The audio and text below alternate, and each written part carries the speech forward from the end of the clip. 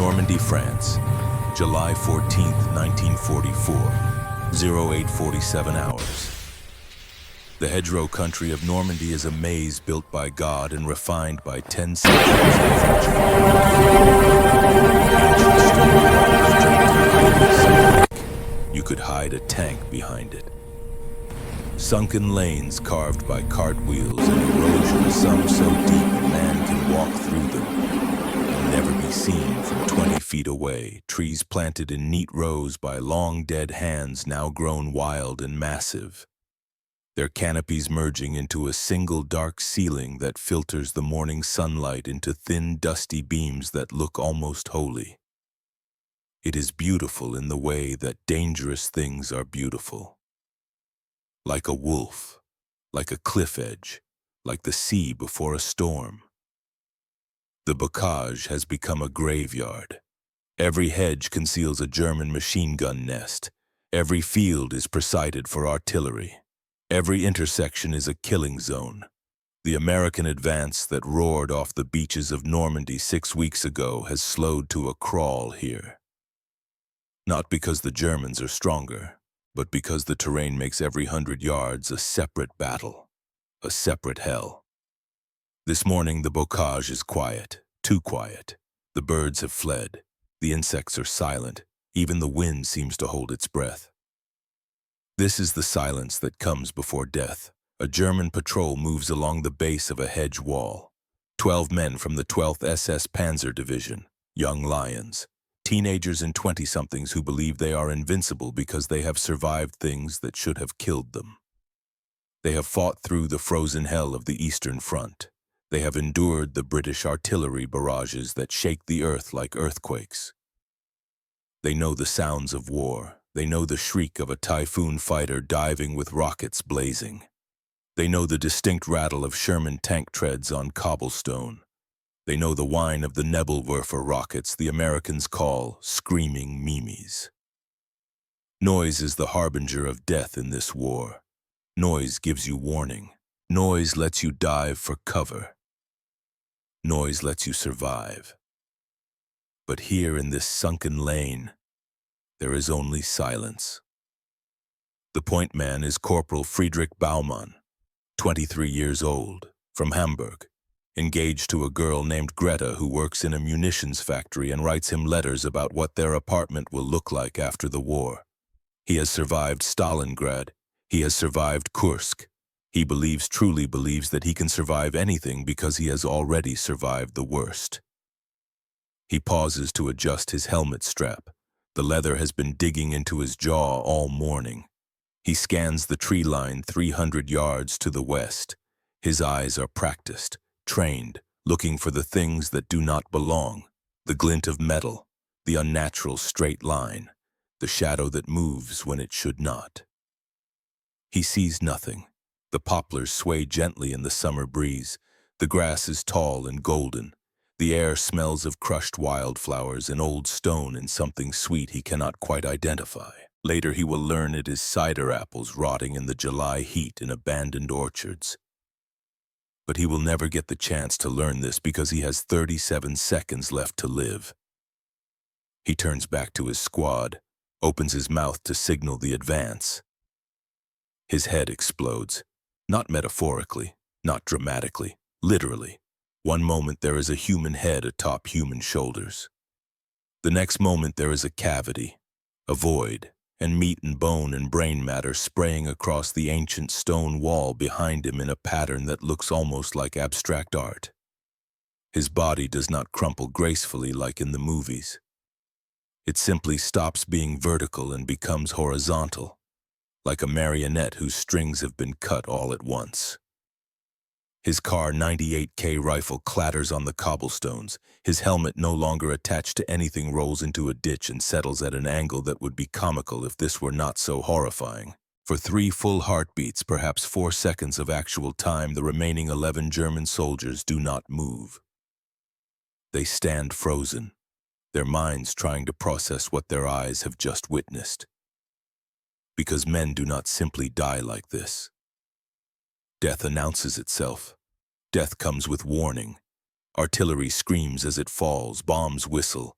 Machine guns chatter. Even rifle fire from close range gives you the crack of the shot before the bullet arrives.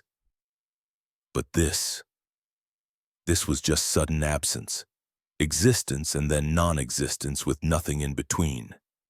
Then the second shot arrives. The radio man, a boy of 19 named Klaus, who has been carrying the heavy radio for 8 months and has begun to think of it as his good luck charm because he has never been hit while carrying it, suddenly has his chest cave inward. The impact is so violent it lifts him off his feet and throws him backward 3 meters. His radio equipment shatters against the ground.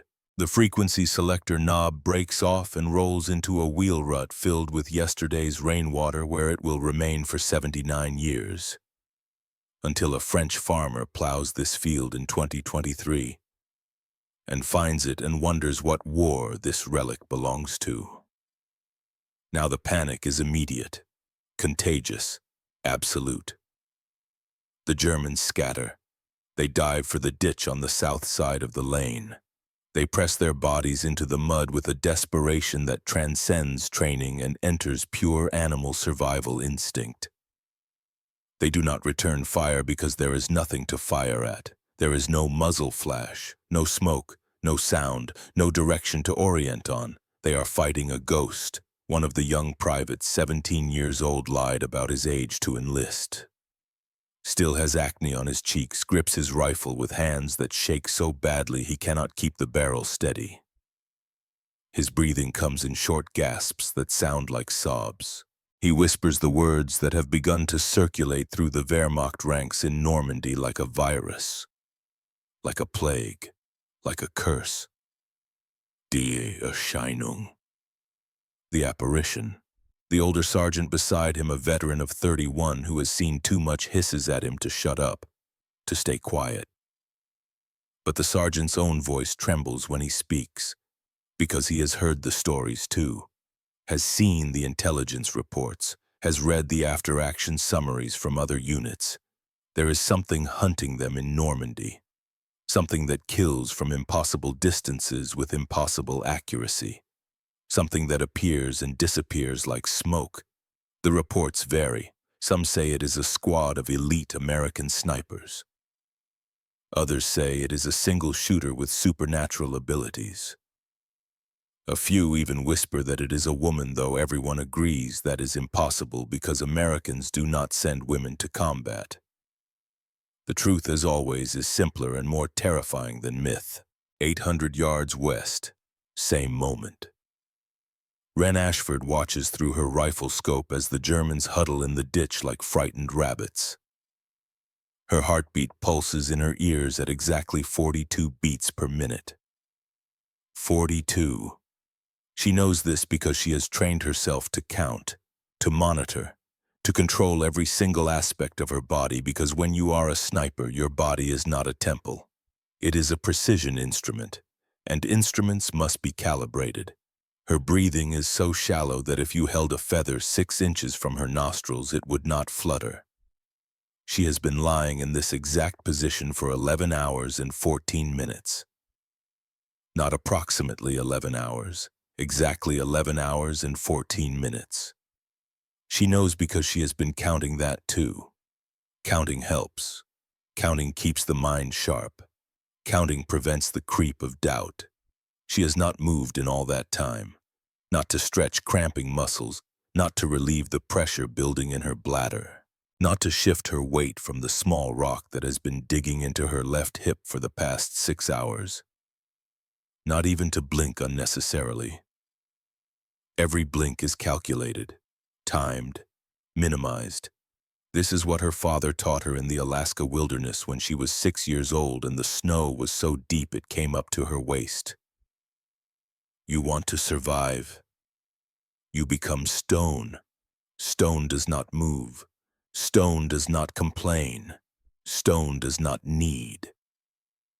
She is 28 years old, 5'7", 132 pounds of muscle and bone and will, that has been forged in the coldest wilderness in America and tempered in the hottest war in human history.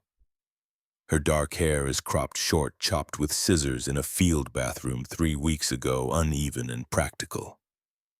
Her eyes are the pale blue of Alaskan glacial ice, the kind of blue that looks almost white in certain light, the kind of blue that makes people uncomfortable when she looks directly at them because those eyes do not seem entirely human.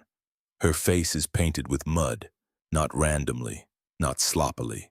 Each streak is deliberate, breaking up the recognizable patterns of human features. The shadow of the eye socket deepened, the line of the jaw obscured, the geometry of the skull negated. She does not look like a person. She looks like terrain. Her body is wrapped in a ghillie suit she has been modifying for 3 months. The base is standard issue burlap, but she has woven into it grass from this specific field, leaves from these specific trees, even dirt from this specific region, because the dirt in Normandy is a different color than the dirt in Italy, and if you get it wrong, you stand out. Every piece of vegetation is fresh, replaced daily, because dead grass turns brown and brown stands out against green, and standing out means dying. She is invisible, not camouflaged, invisible. There is a difference. Camouflage is a pattern that tricks the eye. Invisibility is becoming part of the landscape so completely that the eye does not register you as separate from it. Through her rifle scope, a number 32 telescopic sight mounted on her Lee Enfield number 4 making T. She studies the Germans in the ditch, counts them, 6 men remaining, all terrified, all scanning the wrong tree line. They think the shots came from the east because that is where American forces are supposed to be. They are wrong. She is west, behind their expected lines, has been here since 2100 hours last night, infiltrated through their own territory in darkness. This is what separates her from regular infantry snipers. Regular snipers shoot from their own lines, hunt forward. She hunts from behind, circles, becomes part of enemy territory, and then kills them from within their own safe spaces. She could kill all 6 right now, has the skill, has the ammunition, has the position. Her Lee Enfield holds 10 rounds in the magazine. 6 targets, 4 rounds to spare. The range is long, 800 yards, but she has made longer shots. The wind is calm, maybe 3 miles per hour from the south. Negligible. The targets are stationary, bunched together. Classic mistake, but she does not fire. Instead, she eases backward. 1 inch, stops, waits 30 seconds. Another inch, stop, wait. The movement is glacial, imperceptible. It takes her 23 minutes to move 12 feet. Then, still prone, she begins a slow combat crawl through the grass.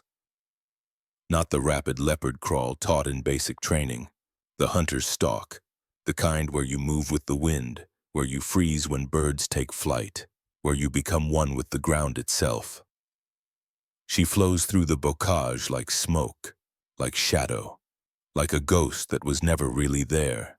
Gone.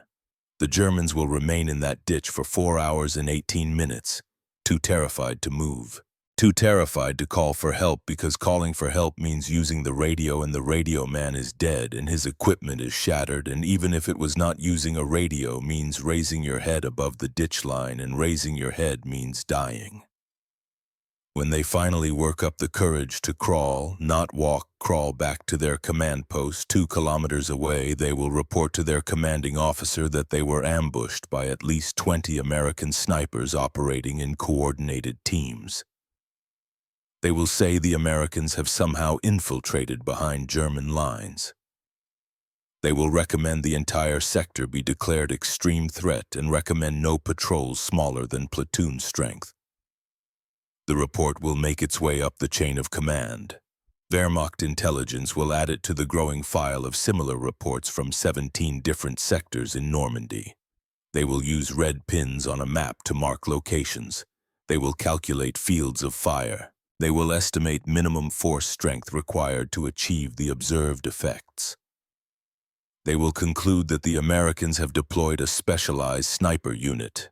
Minimum strength 24 personnel. Possibly more, highly trained, utilizing tactics never before seen on the Western Front. They will be wrong, catastrophically wrong. The actual number is 4. 4 people, 1 team, 1 woman who learned to shoot before she learned to read. Three men who learn to follow her lead, and together they are breaking the Wehrmacht's spine one shot at a time. Open loop number 1. In the next 6 weeks, German reports will describe elite sniper attacks from 23 different sectors across Normandy. They will calculate required force strength at 40+ shooters. They will divert resources. They will implement counter-sniper protocols. They will send their best hunters to hunt the hunters. And when they finally understand, really understand what they are facing, it will be too late. The ghosts will have already won. Khan Sector, 1600 hours, same day. Master Sergeant Silas Drummond is 42 years old and built like the Wyoming Bears that gave him his nickname. Not tall, 5'10", but broad through the shoulders and chest. Hands that look like they were carved from oak. Scarred knuckles from ranch work and bar fights and the 100 small violences of a hard life. Face weathered by 30 years of sun and wind and 24 years of hard living before the war. Deep lines around his eyes, not from smiling, from squinting at horizons, from watching things far away. He crouches behind a stone wall that is older than the United States of America, probably older than the idea of the United States. Built by French peasants 400 years ago to mark property boundaries. Now marking the boundary between life and death. Through binoculars, he studies a German observation post 460 yards distant. The post is good, well sighted. Elevated ground, clear fields of fire in 3 directions, camouflaged with netting and local vegetation. Professional work. The kind of position that would take a full infantry assault to dislodge and would cost a dozen men to capture. 4 Germans visible. 1 officer recognizable by the binoculars around his neck and the way the others defer to him. 1 spotter with map and compass, 2 riflemen providing security. They have been calling in artillery strikes on American positions for 3 days. 17 men killed, 41 wounded, 3 supply trucks destroyed, 1 field hospital hit, 2 medics dead. That ends today. Beside Drummond, Corporal Flint Garrett checks his M1 Garand rifle for the 3rd time. Garrett is 29 years old, Montana ranch country, lean and hard like wind-carved stone. His face is all angles, sharp nose, prominent cheekbones, eyes that burn with a constant low-grade anger that never quite goes out. His younger brother died in the Bataan Death March. Starved, beaten, executed. Garrett does not talk about it, does not need to. The rage is always there, visible. A fire that fuels him, that will probably consume him someday, but today it makes him very good at killing Germans. He works the action of his Garand, smooth, practiced, the distinctive metallic click-clack. How long we waiting? Until she's ready, Drummond says without lowering the binoculars. To Drummond's left, Private Ronan Vale is doing what Ronan Vale does better than any man Drummond has ever seen. He is disappearing. Vale is 26 years old, Pacific Northwest, Seattle area originally, but spent the last 8 years before the war trapping in the Cascade Mountains. 6 months at a time alone in the wilderness. He is average height, average build, average brown hair, average features, the kind of face you would forget 10 seconds after seeing it. This ordinariness is his superpower. He does not stand out, does not register. The human eye slides right past him even when he is standing in plain sight. But right now he is not standing in plain sight. He is sitting cross-legged on the ground 15 feet from Drummond, and he is weaving. His hands move with the practiced efficiency of a basket maker, taking burlap from a discarded sandbag, weaving in grass, weaving in small branches, weaving in leaves, creating a ghillie suit in real time. 15 minutes ago, he was a man sitting on the ground. Now he is a bush. An unremarkable tangle of vegetation that your eyes would pass over without a second thought. He does not speak, just works, weaving, blending, becoming. The 4th member of their team is already in position. Has been for 9 hours. Drummond keys his radio, 2 clicks, precise, deliberate, then releases the key and waits. Silence. 5 seconds. 10, 15, then 2 clicks come back. Precise, deliberate. Wren is ready. Drummond checks his watch. Belova military issue. 16:04 hours. He gives the signal. 1 sharp hand gesture. Execute. Garrett moves first, not toward the German observation post, but away from it. Lateral movement. 30 yards to the south, he finds a position behind a fallen tree, sights downrange at nothing in particular, and fires. Twice. The Garand barks, loud, distinctive, the specific sound that experienced soldiers recognize instantly as American. The shots go nowhere near the Germans. That is not the point. The point is noise. The point is muzzle flash. The point is drawing attention. It works. In the German observation post, all 4 men turn toward the sound. The officer raises his binoculars, the spotter points, the riflemen bring their Kar 98Ks to ready. They are focused, alert, prepared. They are looking in exactly the wrong direction. Vale rises, except rise is the wrong word. He does not rise like a man rises. He materializes like shadow gaining substance, like thought becoming real. One moment there is vegetation. The next moment there is a man-shaped piece of vegetation moving forward.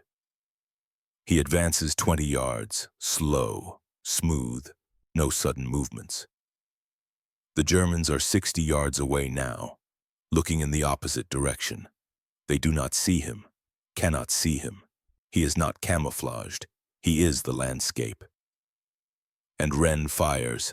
The sound reaches Drummond's position 1.4 seconds after the bullet arrives at the target. The distinctive crack of a .303 British round breaking the sound barrier. But by the time the sound arrives, the German officer is already falling. The bullet entered through his left eye socket, traveling at 440 feet per second. Hydrostatic shock caused his brain to liquefy inside his skull. He was dead before his neurons could fire the signal that he had been shot. Dead before pain. Dead before fear. Dead before his body understood it was dead. This is the mercy of the expert sniper. Death so fast you do not feel it coming. The spotter turns, confused. Where did the officer go? Why is he on the ground? What is that red mist hanging in the air? Wren's second shot takes the spotter through the throat. The bullet severs his carotid artery and spine simultaneously. He drops like a rag doll, still alive for 2.3 seconds, brain still functioning, but body no longer responding to commands. He dies confused, wondering what happened. The third shot kills the rifleman who is reaching for his weapon. Center mass, through the heart, instant. The last German, a boy who looks no older than 17 with soft features and fear in his eyes, throws down his Kar 98K. Both hands shoot into the air. He screams, one word over and over. Kamerad, kamerad, kamerad, surrender. Wren holds fire. 83 seconds, from first shot to last, 3 dead, 1 prisoner, 0 American casualties. Vale emerges from the vegetation like a ghost gaining form. He secures the prisoner, zip ties, quick pat down. The boy is crying, shaking, talking rapidly in German. Vale does not speak German, but he understands fear in any language. Garrett provides overwatch, his Garand tracking, looking for threats. Drummond moves up to the observation post, fast but cautious, checks the 3 bodies, confirms dead, then focuses on intelligence. Maps, radio codes, artillery plot sheets, the good stuff. He photographs everything with a small Kodak camera. The film will be developed in London. The intelligence will be analyzed. The information will be used to predict German defensive positions for the next offensive. This intelligence will save hundreds of Allied lives, 3 dead Germans. Intelligence that will save hundreds. This is the mathematics of war, the brutal calculus, the exchange rate of blood for blood. Wren appears from a depression 400 yards away. She had been lying in a flooded shell crater, waist deep in stagnant water, for 9 hours. Her ghillie suit is caked with filth. mud, algae, things that used to be alive. Her face is streaked with muck. She looks like something that crawled out of a medieval plague swamp. Garrett stares at her, shakes his head slowly. Jesus, Wraith. 9 hours in that 11, she corrects. Her voice is flat, emotionless. Been here since 0500. I couldn't make those shots. Because you would have tried 6 hours ago. It is not a boast. It is simply fact, stated in the same tone you would say water is wet or the sky is blue. Garrett understands this, nods, no offense taken. Drummond finishes photographing the intelligence, pockets the camera, looks at his team, his people, his pack. Good work, all of you. Vale turned the prisoner over to G2. Garrett policed the brass. Wraith. He pauses, looks at her, really looks. Get cleaned up. You look like hell. I feel like hell. Good, means you're alive. Dead people don't feel anything. They extract, moving fast now. The shots will have been heard. Germans will investigate. Time to be gone before that happens. As they move through the bocage, Drummond radios in the success. The response comes back immediately. Command wants them to repeat. Same tactic, different sector. Tomorrow, and the day after that, and the day after that. Because this is what is working. This is what is breaking the Wehrmacht. Not overwhelming firepower, not technological superiority, not the weight of American industry. But 4 people who learned to hunt in the American wilderness and brought those skills to Europe and are now applying them to the business of war. Be patient, be still, be invisible, and when you shoot, do not miss. These principles are older than civilization, older than armies, older than nations. These are the principles that have allowed humans to survive for 200,000 years. The principles of the hunter, the predator.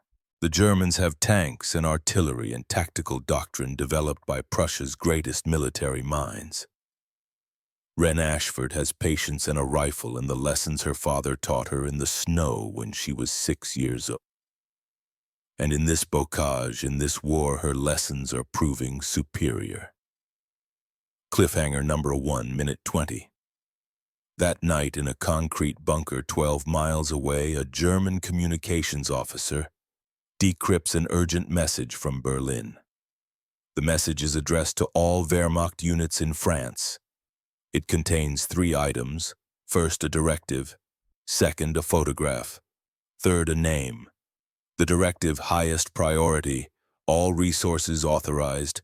No restrictions. The photograph, 4 blurry figures. One noticeably smaller than the others. Female. The name Hauptmann Klaus Steiner. 347 confirmed kills. Eastern Front. Mission Operation Totenstille Death Silence. Objective locate and eliminate American specialized sniper element. Time frame immediate. The communications officer stares at the photograph for a long moment. Then he picks up the field telephone and begins making calls. Within 6 hours, every German unit in Normandy will receive the briefing. Within 12 hours, soldiers will be whispering the name in foxholes and bunkers. Within 24 hours, the hunter will arrive, and the ghosts, for the first time since landing in France, will become the hunted. Berlin, Germany, July 20th, 1944, 0900 hours. The briefing room in Wehrmacht High Command is located 3 floors below street level. No windows. Gray concrete walls that sweat condensation. A single table made of scarred oak that has seen 1,000 tactical discussions. Maps spread across it like the internal organs of a dying beast. Red pins marking Allied positions. Black pins marking German defensive lines. The red advances, the black retreats. The pattern is unmistakable to anyone who understands the language of war. The room smells of cigarette smoke and desperation, and the peculiar mustiness that comes from being underground too long. 5 officers stand around the table. They do not speak. They wait. Their uniforms are immaculate despite the deteriorating situation. Pride is the last thing German officers surrender. The door opens. Hauptmann Klaus Steiner enters. He does not stride. He does not march. He simply walks with the quiet economy of movement that comes from a man who has spent years learning to waste nothing. Not energy, not motion, not breath. He is 41 years old, 5'9", 168 pounds, average in every measurable way. His hair is dark brown, going gray at the temples. His face is unremarkable. Narrow nose, thin lips, pale blue eyes that are his only distinctive feature. The kind of blue that looks almost colorless in certain light, like ice, like distance, like the sky at altitude where the air is too thin to breathe. You could pass Klaus Steiner on a Berlin street and not look twice. You would forget his face 10 seconds after seeing it. This ordinariness is his greatest tactical advantage. He is forgettable, invisible, the kind of man who can stand in a crowd and disappear into it simply by existing. But the Knight's Cross at his throat. Oak leaves, swords, and diamonds tells a different story. It is the third highest military decoration in the Wehrmacht. Earned not through politics or connections, but through 347 confirmed kills. 347 Soviet snipers. Shot, killed, catalogued, verified.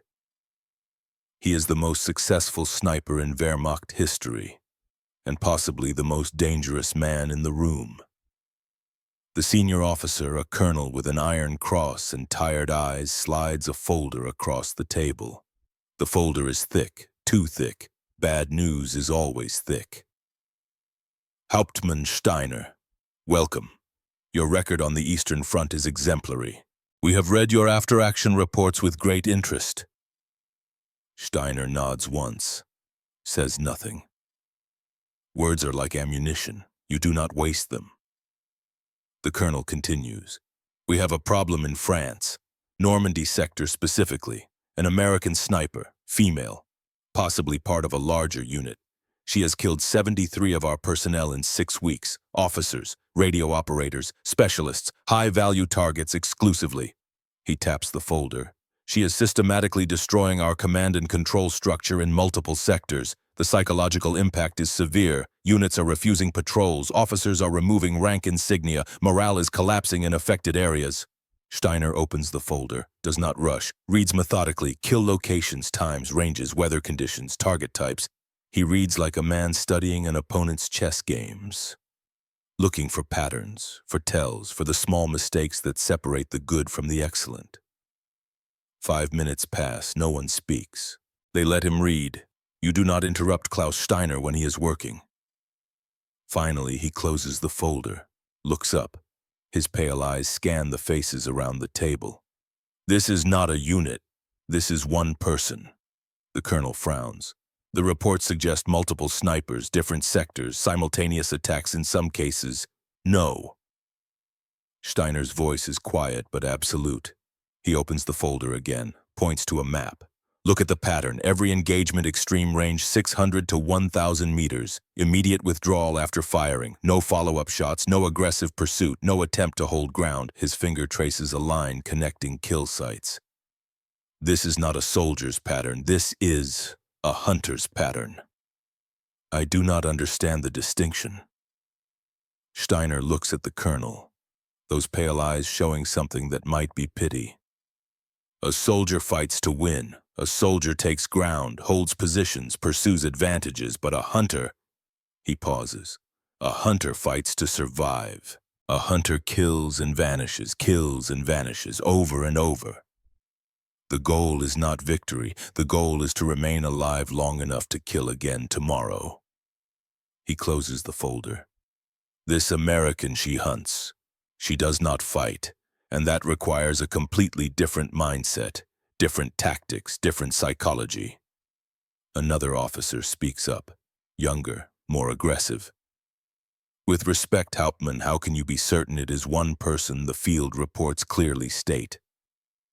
Field reports are written by terrified soldiers who just watched their friends die from invisible threats. They exaggerate. They see patterns that are not there. They try to make sense of chaos by creating explanations. Steiner taps the folder. But the data does not lie. Look at the ammunition. Every kill is 303 British. Same ballistic signature, same shooting style, same patience. One shooter, perhaps with support team for observation and security, but one shooter. The colonel nods slowly. And you believe you can stop her? I will kill her. Not I can. Not I will try. Simply I will. The colonel studies Steiner's face. Sees no doubt, no hesitation. Just the cold certainty of a man who has done impossible things 347 times and expects to do it again. Very well.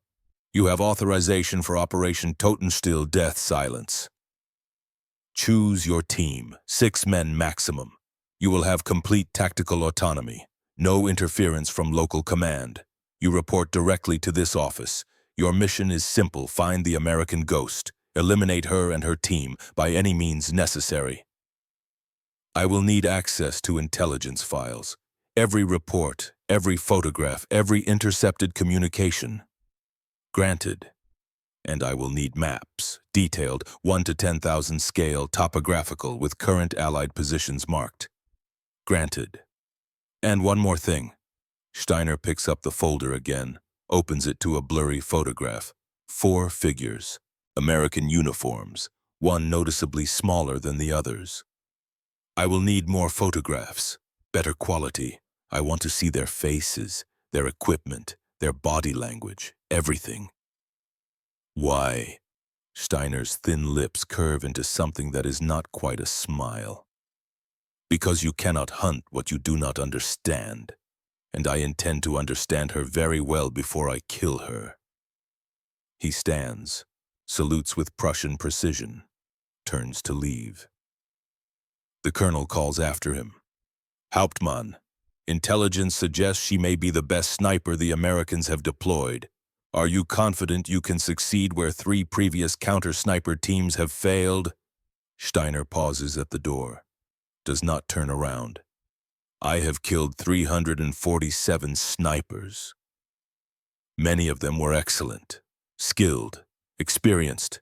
Veterans of wars I will never see, Soviet women who had hundreds of kills, men who had survived years on the Eastern Front. Now he looks back, those pale eyes catching the light. But they all made the same mistake. They thought being good was enough.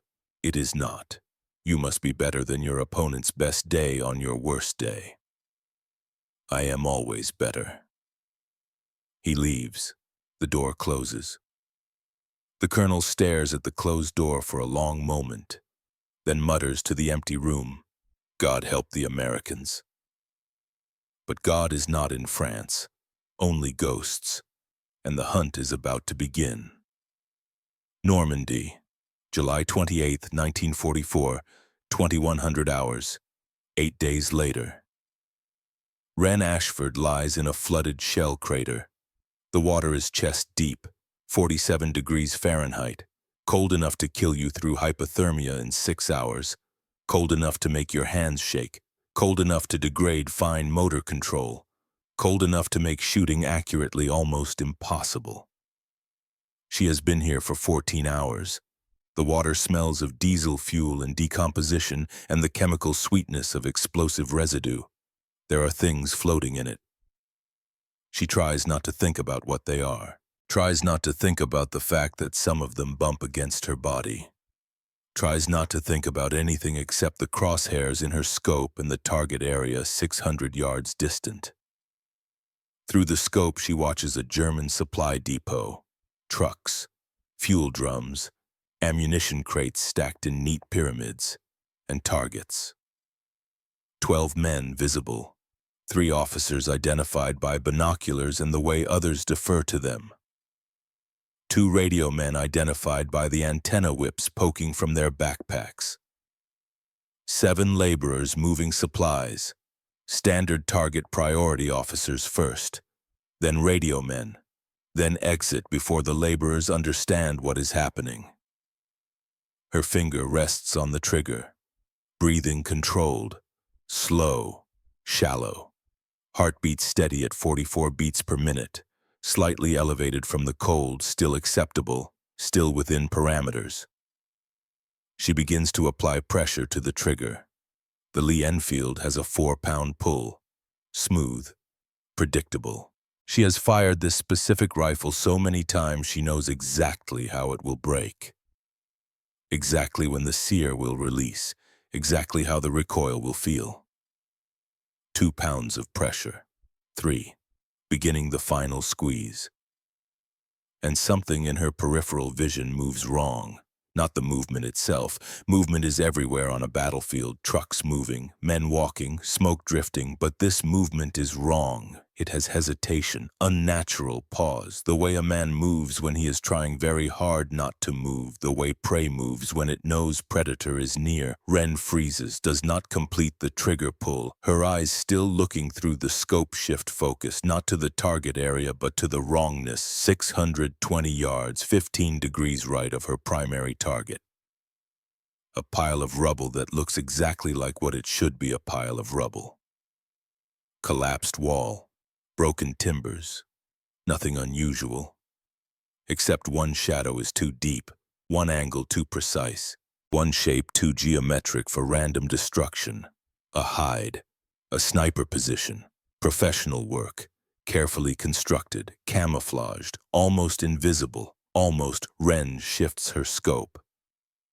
Slowly, glacially, the kind of slow that takes 20 seconds to move 3 degrees, studies the position, sees nothing, but the wrongness remains, the feeling you get when you are being watched, when you are in someone's crosshairs. She makes a decision, does not take the shot. Instead, she releases the trigger pressure, relaxes her grip, and begins to ease backward in the crater. 1 inch. Stop. Wait 30 seconds. Another inch. Stop. Wait. It takes 10 minutes to move 3 feet. Then she submerges, completely holds her breath. The water closes over her head, cold, filthy. She can feel things brushing against her face, does not think about what they are, counts 1, 2, 3, 60 surfaces, breathes through a hollow reed, a trick her father taught her for hunting waterfowl in Alaska lakes. Submerges again. She does this 4 times. Creating the impression of movement, of retreat, of someone extracting from the position. But she does not retreat. Instead, she uses the crater as cover, moves underwater to the far side, repositions to a completely different angle. Now she can see both her original firing position and the suspicious pile of rubble, and she waits. 30 minutes pass, 45, 1 hour. Then a shape rises from the rubble pile. Slow, cautious, professional. A man in a ghillie suit that is better than anything Ren has seen. Not American, not British, German. The construction is different, tighter, more disciplined. This is not improvised fieldcraft. This is specialized training. He scans the crater where Ren had been, sees nothing, relaxes fractionally. A micro-tell, shoulders dropping perhaps 2 degrees. Enough! Through her scope, Ren sees his face, older than expected, 40, maybe 45, weathered, calm. No rank insignia visible, but command presence is unmistakable. This is not a conscript, this is a professional, an expert, a peer. She could take the shot, should take the shot. Center mass, 620 yards, stationary target, wind calm, easy. But instinct stops her. The same instinct that has kept her alive for 3 years of war. The same instinct that told her not to fire in the first place. If he is here, if he is this good, then he is not alone. She stays in the water, stays hidden, watches him watch her former position.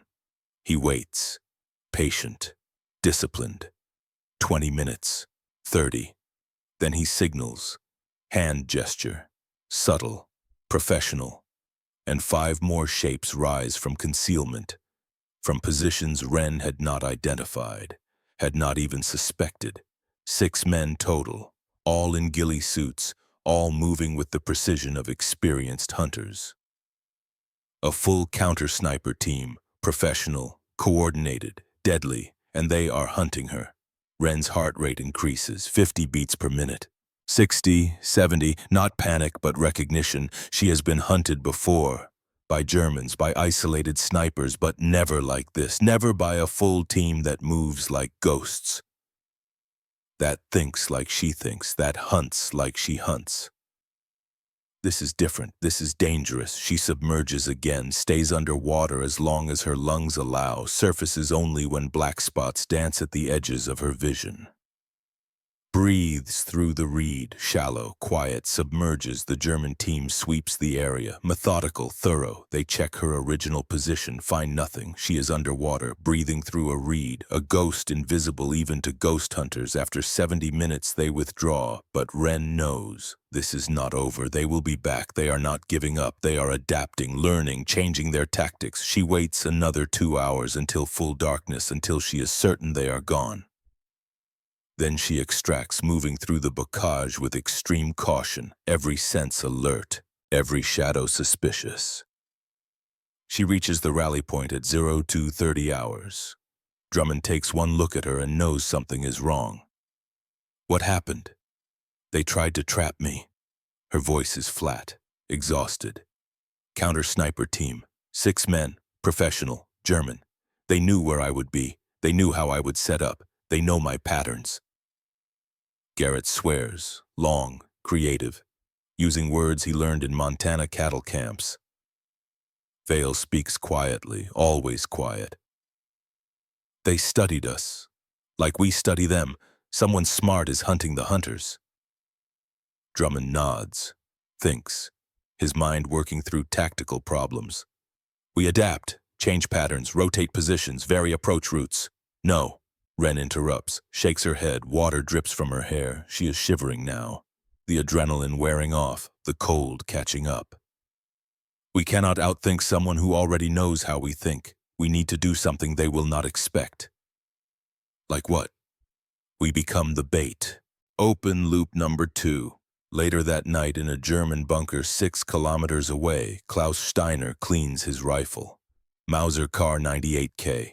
Modified, match-grade barrel, custom trigger, 347 kills with this weapon, 347 confirmed, perhaps twice that many unconfirmed. His team is asleep, exhausted from the stalk, from the hunt that produced no result. They think they failed today, but Steiner knows better. He smiles, thin, precise. She is good. He whispers to his rifle, to himself, to the darkness. Better than the reports suggested. She knew we were there, knew without seeing, instinct or experience, either way impressive. He runs a cleaning patch through the barrel. The ritual is soothing, familiar. But good is not enough. I have killed 347 who were good. Tomorrow we will try again, and the day after, and the day after, until she makes a mistake. Because everyone makes mistakes, even ghosts. He sets down the rifle. Picks up the folder, opens it to the blurry photograph, studies the small figure, the one who is different, who is female. I am coming for you, Geistfrau, and when I find you, it will be the last thing you see. Falaise Pocket, August 8, 1944, 11 days later. The plan is insane. Everyone agrees on this point, but insane is all they have left. Garrett will occupy an obvious sniper position, visible, inviting, the kind of position that screams sniper to anyone with basic tactical training. A bombed-out farmhouse, 2nd floor, window with excellent fields of fire. Too excellent, too obvious. Vale will provide close security, hidden nearby, ready to react. Ren and Drummond will occupy flanking positions. 400 yards out, hidden, invisible, creating a crossfire. If the German counter-sniper team approaches Garrett's position, they will be caught in the kill zone, the bait to catch the hunters. Garrett is not enthusiastic about his role, so I am the worm on the hook. Drummond nods. You are aggressive. You will sell it, make it look real. It is real. I will be actually shooting at actual Germans while they are actually trying to kill me. That is what makes it convincing. Garrett looks at Ren. studies her face, looking for reassurance. You better not miss. I never miss. There is a first time for everything. Not today. He wants to believe her, needs to believe her, because the alternative is dying in a farmhouse in France and having his body shipped home in a box with a flag on it and having his parents receive a telegram that starts with, "We regret to inform you." He takes the position. 0600 hours, moves into the farmhouse with deliberate visibility, not trying to hide, trying to be seen, trying to look like a skilled but not exceptional shooter who made the amateur mistake of choosing too good position. He sets up, Lee Enfield, scoped. He fires 3 shots at distant German positions, hits 2, misses 1 intentionally, creating the profile of competent but not expert, worth eliminating but not terrifying. Then he waits. Wren lies in a depression 400 yards northwest of Garrett's position. Invisible, patient, watching. Drummond occupies similar position 400 yards southeast. Mirror image. Crossfire. 1 hour passes, 2, 3, 4. The sun climbs, temperature rises, 92 degrees Fahrenheit. Heat shimmer distorts the air, makes ranging difficult, makes shooting harder. Movement, finally, subtle, professional. 3 shapes moving through the bocage, using dead ground, staying low, approaching Garrett's position from the northwest, the direction Wren is covering. She watches through her scope, recognizes the lead figure, the older man from the crater. The professional, Steiner, has to be, the way he moves, the way he leads, the absolute confidence. She keys her radio, 1 click, Drummond responds, 1 click, both in position. Both have targets. The German team stops, 600 yards from Garrett's farmhouse, sets up, deliberate, professional. 3 shooters, 1 spotter with rangefinder, 2 security elements watching flanks. But they are not watching the right flanks. They are oriented on the farmhouse, on the obvious threat, not on the hidden ones. The lead German Steiner raises his rifle, settles into shooting position, breathing control. Wren can see it even at this range, the way his shoulders settle, the way his body becomes stone. She centers her crosshairs on his chest, begins to squeeze the trigger. 2 pounds, 3, final pressure. Garrett's voice explodes over the radio, not words, just sound. Contact, 3 o'clock, contact, contact, contact. Gunfire erupts. Not from the German sniper team in front of Wren, but from a completely different direction, east. A flanking element that none of them detected. A second team. The trap was not for the Germans, the trap was for them. Wren spins. Wren acquires targets. Fires twice. 2 Germans drop, but more are coming. She sees muzzle flashes, hears the distinctive crack of rounds passing near her position. Incoming fire, accurate fire. Drummond is engaging, his M1 Garand barking in controlled 8-round bursts. Wraith exfil now! But Vale's voice cuts through, strained, pained, the sound of a man who has just been hit. Contact, I am hit, I am hit. Wren does not think, does not calculate, does not weigh options. She simply moves, rises from her hide, sprints toward Vale's position. Bullets kick up dirt around her feet, snapping through the air. 1 passes so close to her head she feels the pressure wave. Another tears through her sleeve, misses flesh by millimeters. She does not slow, does not dodge, just runs. Vale is down, 30 yards from Garrett's position, shoulder wound, blood spreading across his uniform. A lot of blood, too much blood.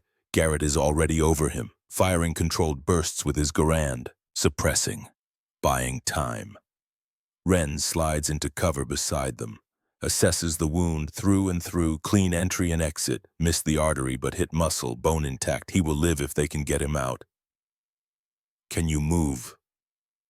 Vale's face is white, sweating, lips tight with pain, but he nods. Not fast. Drummond crashes into their position, breathing hard, blood on his left arm, grazed, not serious.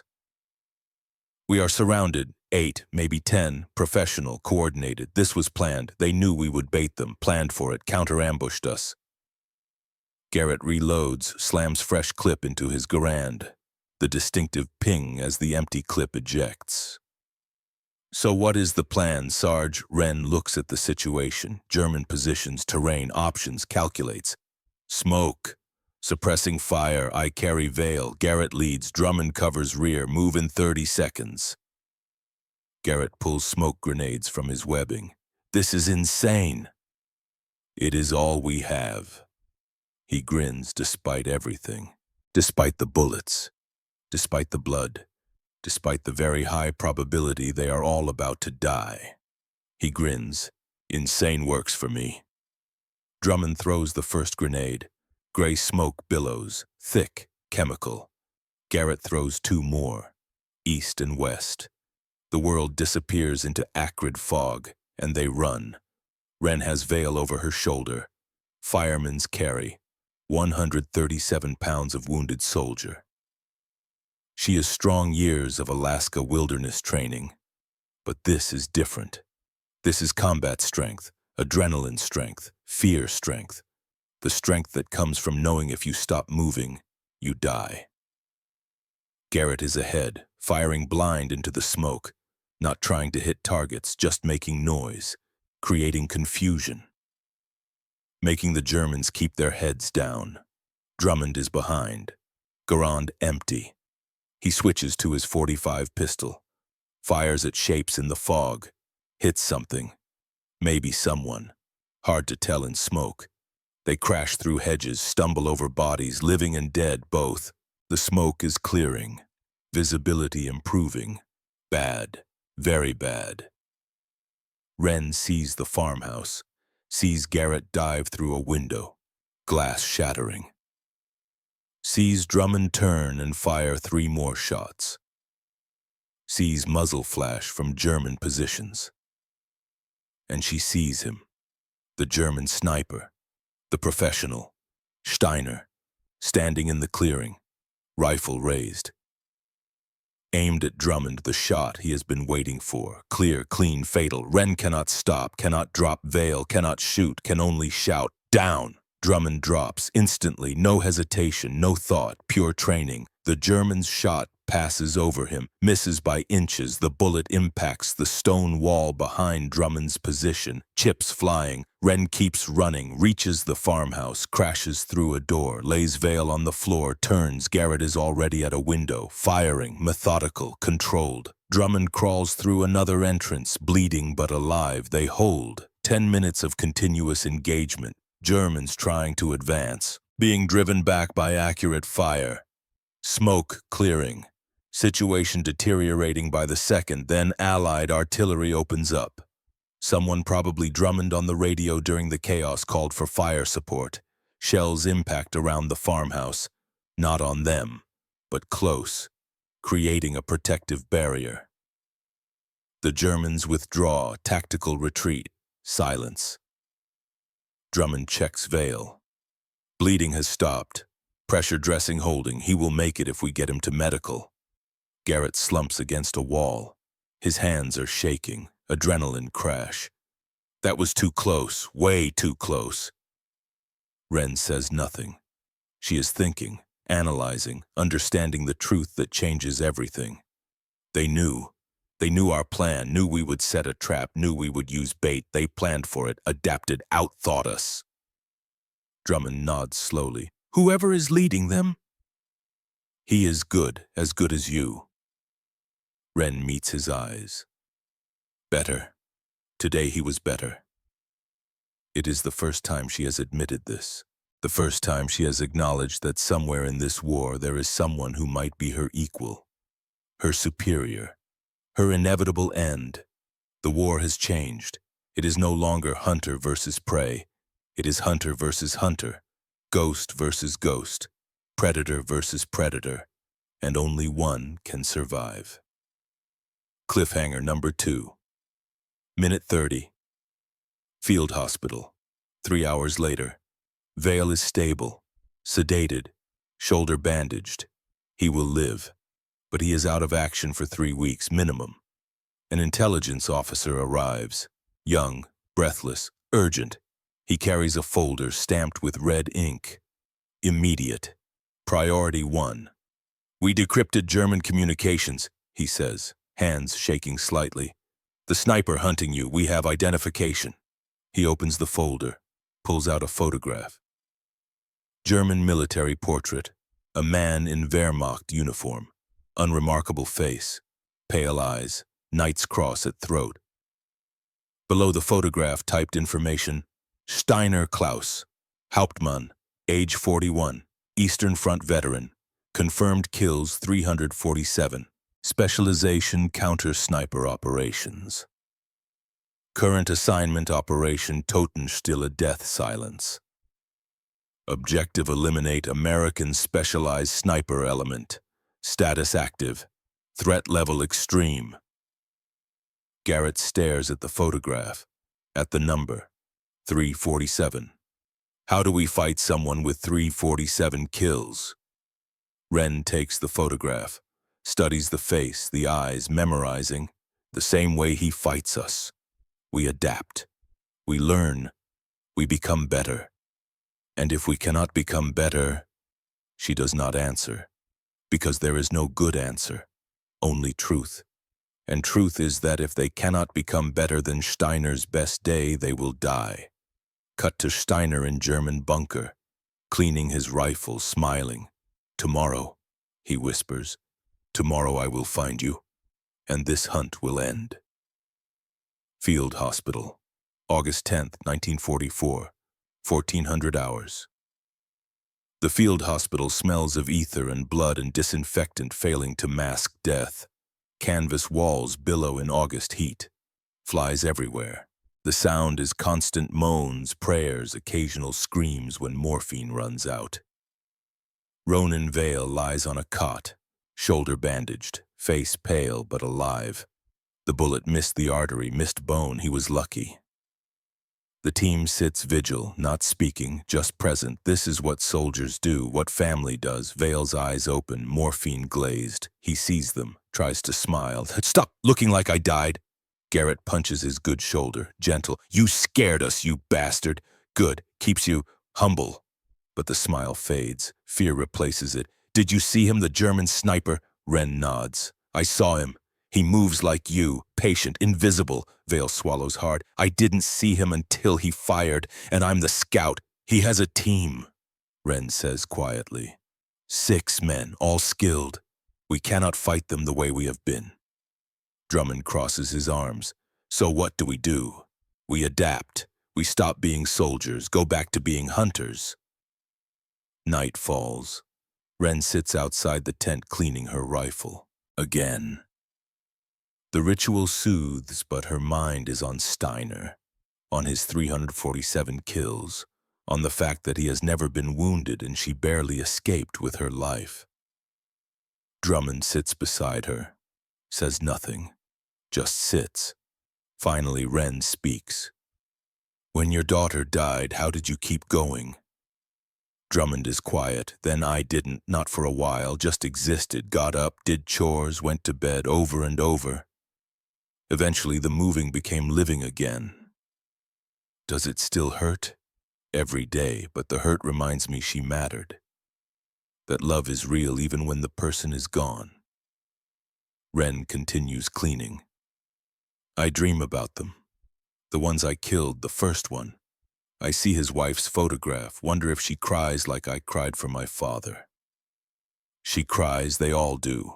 War makes widows. Is it worth it? Drummond looks at her.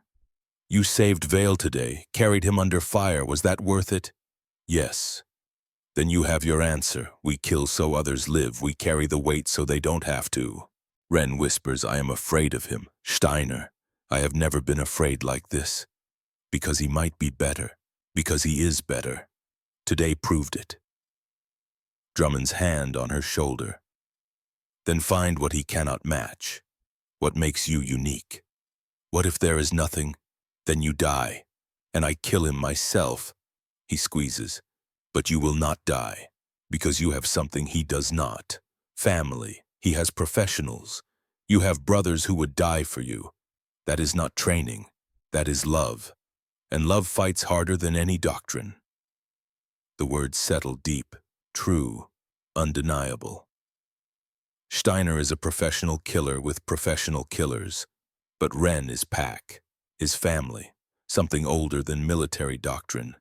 This is her edge. October 18th, 1944.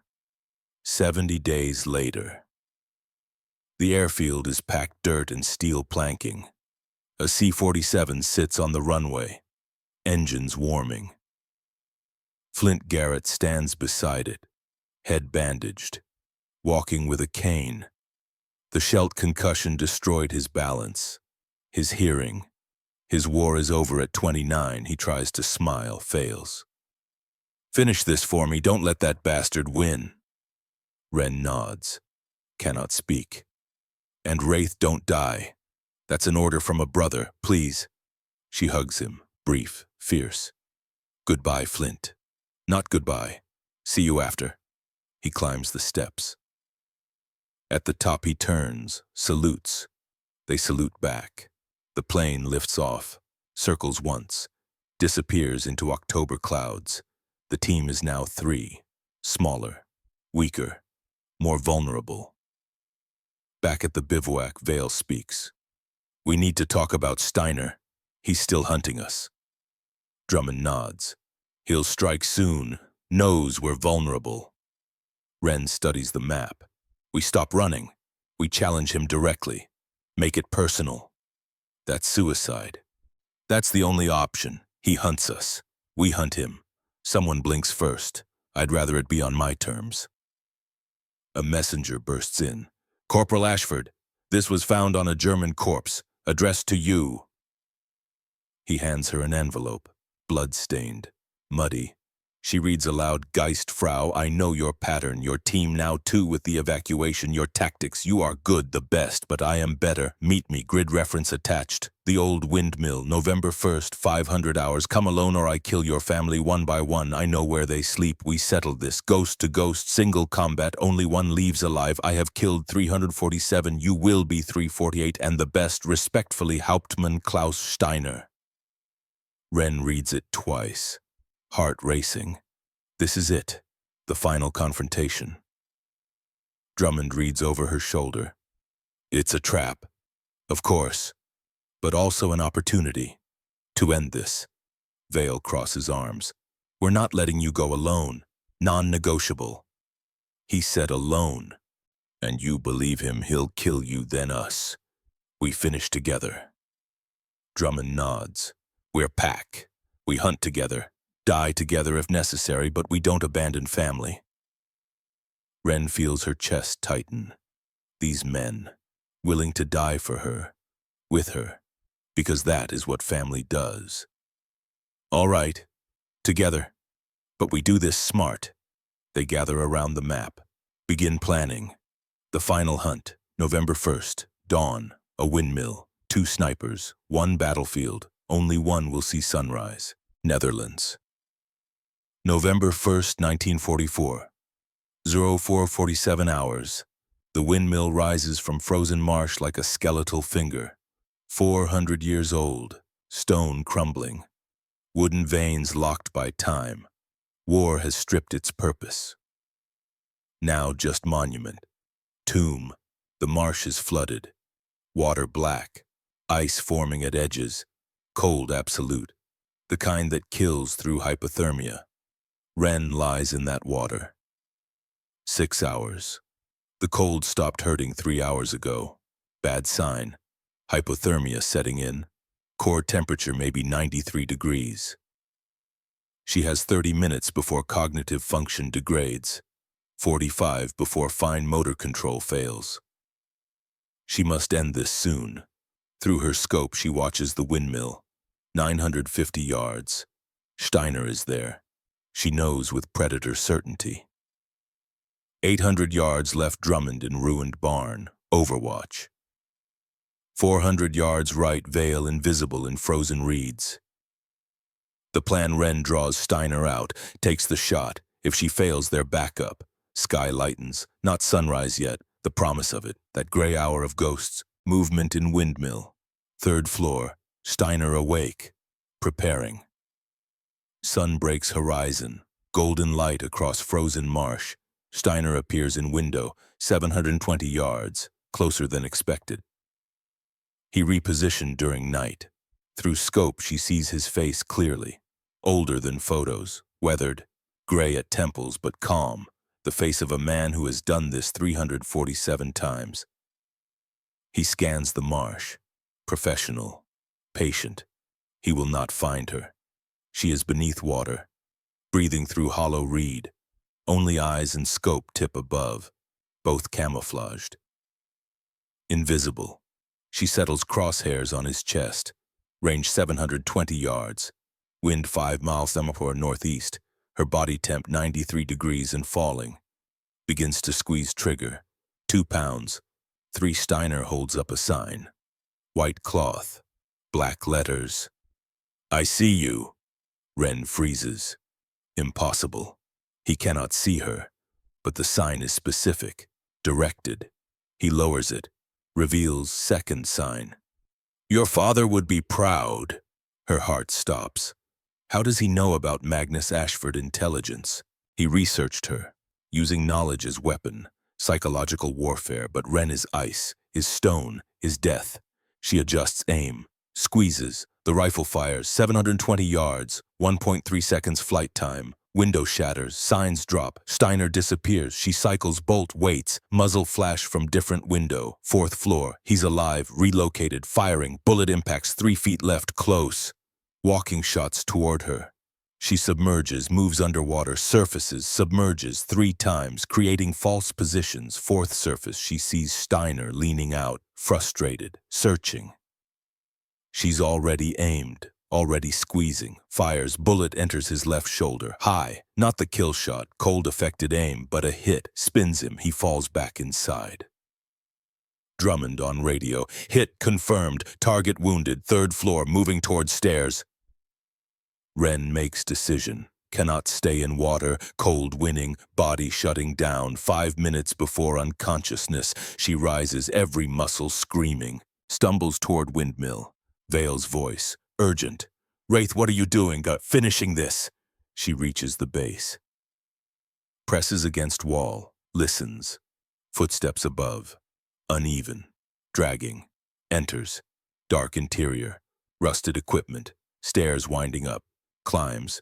Rifle ready. 2nd floor. Empty. 3rd floor. Empty. Blood on floor. A lot. 4th floor. Steiner sits against wall. Rifle across lap. Left arm useless, blood-soaking uniform, face pale but eyes clear. Right hand on rifle grip, finger on trigger, pointed at stairwell, at Ren. They stare across 10 feet, 2 ghosts, both wounded, both knowing this ends now. Steiner speaks, English perfect. You are younger than I expected. You are older, he smiles, blood on teeth. War ages everyone, especially those good at it. You knew I was coming. Of course, I know you, studied you for months. You are like me, cannot resist the hunt, even when we become prey. Ren's rifle not aimed, yet to aim is to provoke. To provoke is to die. Why the signs? Because I did not see you, I guessed. You confirmed by firing, psychological warfare, first mistake. He coughs blood, perhaps fatal. Your father, Steiner continues, Magnus Ashford, trapper. Killed June 1942 defending Alaska. He taught you well, best American sniper I faced. And you are best German. Not anymore. You hit me. First person in 4 years, 347 kills, 0 wounds, until today, until you. He shifts, winces, subclavian artery severed, minutes left. We are the same. Kill from distance, make widows, create orphans, necessary monsters. We are not the same. I kill to save lives. Do we kill because we're good at it, because something in us enjoys the hunt? Be honest, Ren. Do you not feel alive when you pull the trigger? The question cuts deep, because part of her knows he's right. Part does feel alive. The savage joy of successful hunt. She hates that part. Steiner sees truth in her face. Nods. We are ghosts because we fear what we are. He reaches into pocket, pulls out photograph. Worn, creased, wife and 2 daughters, looks at it. Expression softens. I will not see them again. This was suicide mission, you or me. He slides photo toward her. When you kill me, and you will send this to them. Tell them I died well. Tell them their father was a soldier, not a monster. Ren stares at photo. The smiling family. I cannot promise that. Why not? Because I don't know if it's true. If you were soldier or monster, if any of us are. Steiner laughs. Wet. Dying. Honest. Most soldiers lie to themselves. You acknowledge the ambiguity. He looks at her. Expression tender. Paternal. You will carry this. All 312 faces. Every widow. It will be heavy. But you will carry it because you are strong. Stronger than me. I don't feel strong. No one does. Strength is continuing despite fear and guilt. He shifts. Raises rifle. Slowly. I am tired. Tired of killing. Tired of being ghost. Will you give me peace, soldier to soldier? He's asking her to kill him. To end this in mercy. I can wait. Let you bleed out. That is torture, not war. You are better than that. He's right. She has never tortured. Clean kills, always. She raises rifle, aims, center mass, heart. Steiner closes eyes, releases grip on his rifle. Thank you. And Ren, your team is good. The best I faced. They should be proud. Ren fires. Bullet enters heart. Instant death. He slumps. Last breath escapes. Long sigh. Relief. Release. Silence. She kneels, checks pulse. None. Gone. 347 kills, 1 death. Picks up photograph, studies it. The family that will never know truth. Monster or soldier. The line nearly invisible. She pockets it. We'll send it. We'll give them that mercy. Veil on radio. Wraith status. Target eliminated. Steiner is dead. Confirmed. It's over. But it's not over. She will carry this. All 312 faces, all the weight, and she will continue. Because that's what soldiers do. She descends, exits windmill, stands in morning light. Drummond and Vale approach, stand with her. Brothers, pack, family, alive. Drummond says quietly, you're bleeding. She looks down, cut from reeds, scraped from stone, blood, proof still alive, still human. I'm fine. Are you? No, but I will be, someday. They walk back toward Allied lines. 3 figures in dawn, leaving windmill behind, leaving Steiner behind, leaving another piece of themselves behind. Victory tastes like ashes, victory in Europe. May 8th, 1945, war ends, Germany surrenders, guns silent, peace arrives like stranger. Ren in formation, medals, 312 confirmed kills, highest of any American sniper, beside her Drummond Vale. Garrett returned from England healed, pack complete, General pins medals, speaks of honor and sacrifice. Ren hears none. Thinking of 312 faces, of Steiner, of photo returned marked, address unknown. Did his family survive? Do they mourn? She'll never know. Reporters want interviews, the female sniper, the wraith, she refuses all, invisible again. Morrison finds her. You could be famous, a hero. I don't want fame. What do you want?